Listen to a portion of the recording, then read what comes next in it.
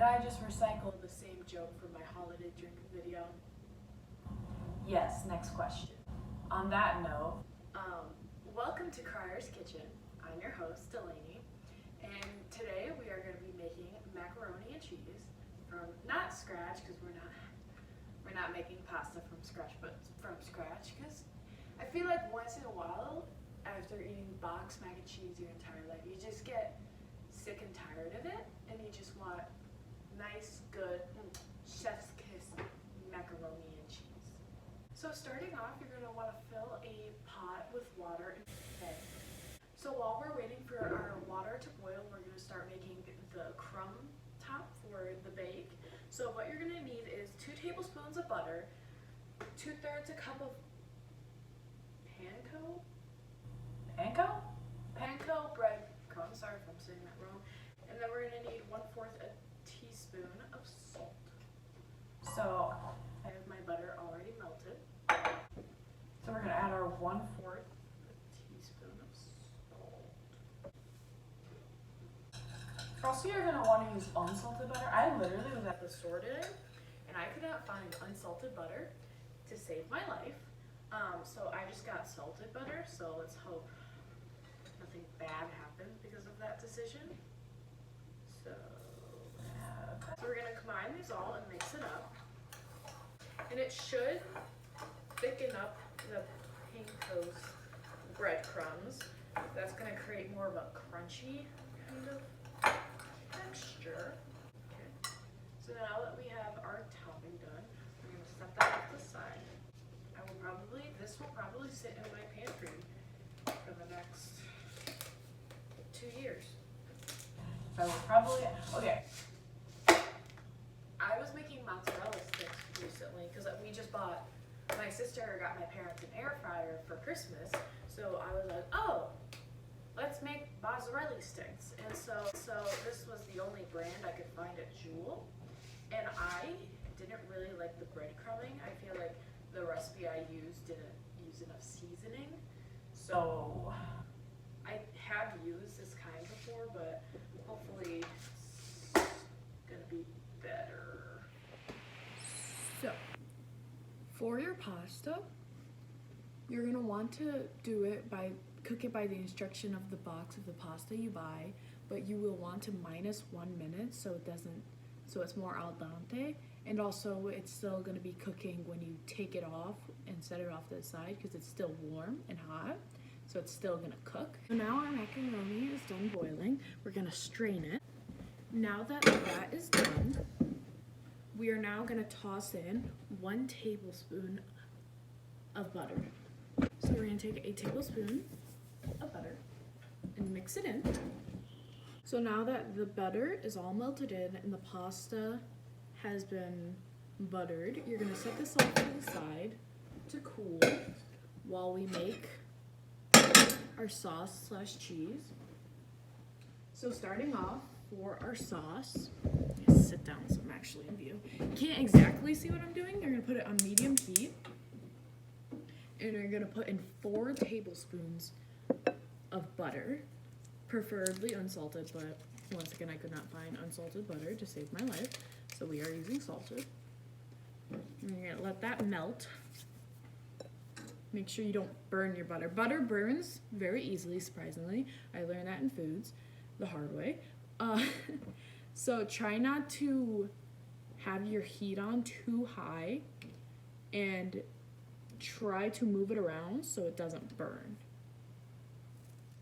So what this is actually doing is helping the cheese or the sauce not be so runny. It thickens it up.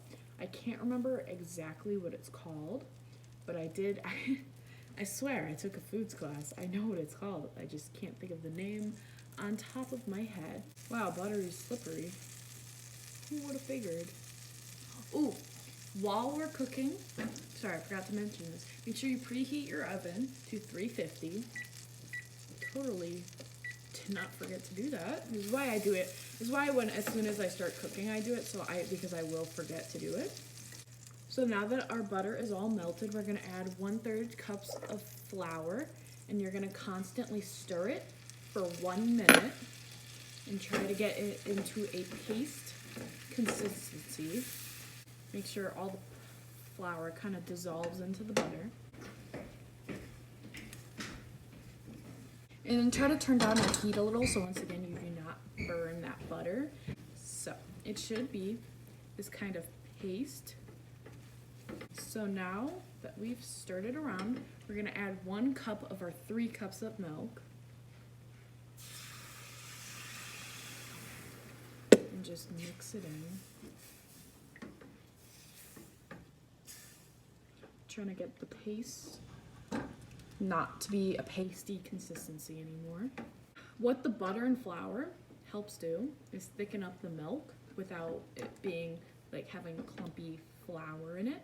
Because if you just throw flour in something to thicken it up, it will clump up and leave little flour bits. So look at that, how thick it gets. Make sure I don't burn it.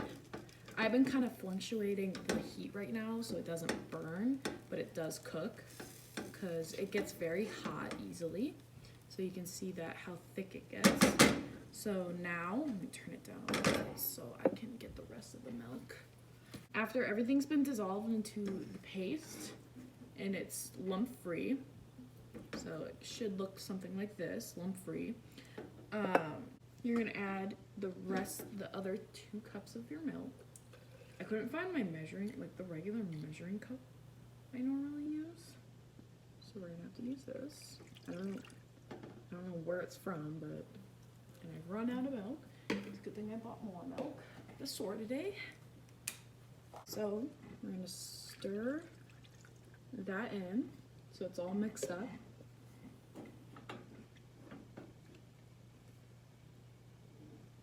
And you stir it constantly for 1 minute until it thickens up and mixes all together. Careful not to spill it. Once again, probably should have used a bigger pan, but this was the best I could find. Try to get all those lumps out of the paste. Or well, the paste wasn't lumpy. Try to get the paste not lumpy in the milk so it all mixes together. I probably would recommend doing it a cup by a time instead of doing 1 cup and 2 cup, because I'm having a hard time right now getting the lumps to mix in with the milk. We're gonna cook this until it has, oh, my oven's preheated. We're gonna cook this until it has more of a creamy consistency. And then while we're waiting, it just fell. While we're waiting, I can tell you the measurements. So for today, the cheeses I'm using 2 cups of sharp cheddar cheese and then a cup of mozzarella cheese. I was very lazy and bought pre-shredded cheddar cheese, but I did hand shred the mozzarella cheese. A little pro tip: try not to buy pre-shredded cheese, because to keep the cheese fresh, they put something on it, and making mac and cheese, that can give more of a grainy kind of texture to the cheese when you use it. You know, I bought like 4 Christmas spatulas at my work because it was after Christmas and everything was 75% off, so I was like, I'm buying 16 spatulas, so why not? So basically what you're trying to do here is help the milk get thicker and get the lumps from the paste out of here, which is quite more hard than it looks. So right now it's thick, but just still runny. I'm trying to get that thickness back to it. Try not to boil it. Okay, so once our consistency is thick enough, you're gonna add your 3/4 of salt to this. You're gonna take it off heat. You're gonna mix that up. And then it should be off heat. And you're gonna add your cheeses.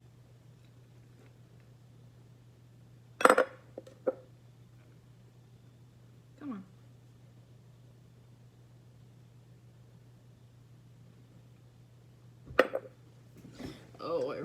really wish I had a bigger pan.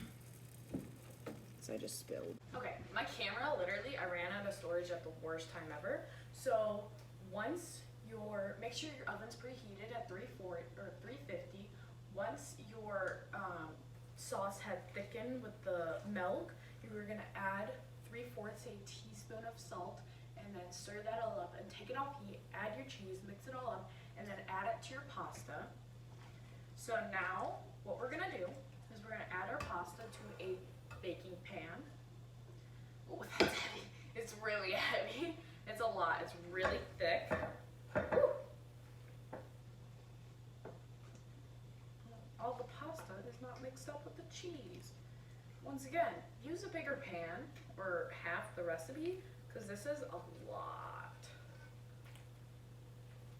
And once again, I haven't said this before, all the ingredients and all the measurement will be in the description down below. Just gonna Even this out. and then we're We're gonna gonna add the crumbs we had before on top of it. a nice little layer. Okay, I'm just gonna, I washed my hands before. I'm gonna sprinkle this because it'll be easier than a spoon. Makes it easier to get those edges without spilling over. So now that that's all done, our layer's in, we're gonna pop this in the oven at 350 for 25 minutes. So once it's all done, it should be golden brown on the top. Very hot. It's best served like immediately. So let's Cut into this bad boy. Kind of nervous.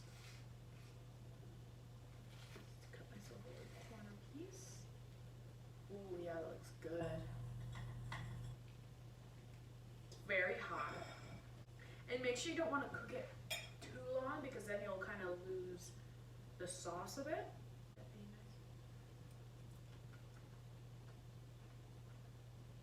Oh my god, that's so good. It's really good. For the first time baking it and trying having it baked, it's very good. I honestly prefer no breadcrumbs. I'm a gal who likes my mac and cheese, just cheese, that's it. But it's a very good recipe and it's a lot, so you could probably just make this for dinner and call it a day because some people just eat mac and cheese on the side, and those people are lunatics. Why would you eat mac and cheese just as a side? That's a whole course meal, baby.